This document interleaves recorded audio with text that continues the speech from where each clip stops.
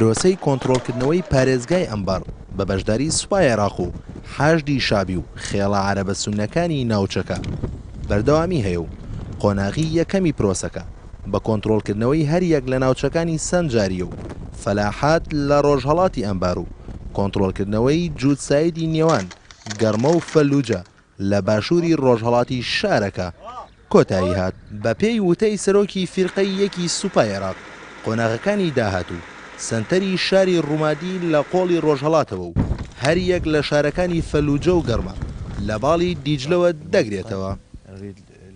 آخر المستجدات اللي قامت بها دوایین گۆڕانکاری لە ناوچەکە ئەوەیە کە بینیوتانە لە ئێستادا قۆناغی یەکەمی پرۆسەکە تەواو بوو.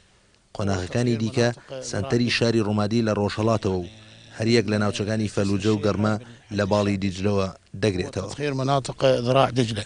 وەک دەبینن لە ئێستادا جەنگ لەم ناوچەیە بەردەوامە و شەڕ لە نێوان سوپاکانی حەشدی شعبی و چەکدارانی داعشش کە نزیکەی 1 کیلۆمەتر لەم شوێنی کە من و دوورم واتە ئەگەرچی لە قۆناغی یەکەمی پرۆسەکە هیچ هێزێکی بیانی جگە لە ڕاوێژکاری ئێرانی بەشداری نەکرد، بەڵام بە پێی وتەی بەرپرسی ژووری ئۆپراسیۆنەکانی بەغدا لە داهاتوودا پێویستیان بە فڕۆکە جەنگیەکانی هاوپەیمانی ئەبێت و ئاماژەشی بەوە کرد لە ئێستادا هێزەکانیان قوڵی 8 کیلۆمەتریان لە سنووری شارەکانی فەلوجە و گەرمە بڕیوە و تەواو لەو دوو ناوچەیە نزیک بوونەتەوە.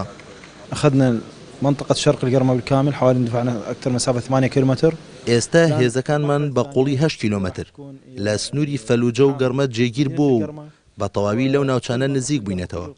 تا ئێستاش هیچ هێزێک هاوکارمان نەبووە، بەڵام لە قۆناغەکانی داهاتوودا پێویستمان بە فڕۆکە جەنگیەکانی هاوپەیمانان ئەبێت. لە دوای کۆنتڕۆڵکردنەوەی پارێزگای سەلاحەدین بە بڕیارێکی حایدەر عابادی فەرماندەی گشتی هێزە چەکدارەکانی عێراق، ئۆپراسیۆنی کۆنتڕۆڵکردنەوەی پارێزگای ئەمبار لەژێر ناونیشانی پرۆسەی ڕزگارکردنەوەی ئەمباری گەورە دەستی پێکرد و چاوەڕوانشەکرێت دوای ئەمبار پارێزگای مووسڵ دوا شەڕی داعشی تێدا بکرێت. ئومێد محەممەد، NRT، باشووری ڕۆژهەڵاتی ئەمبار.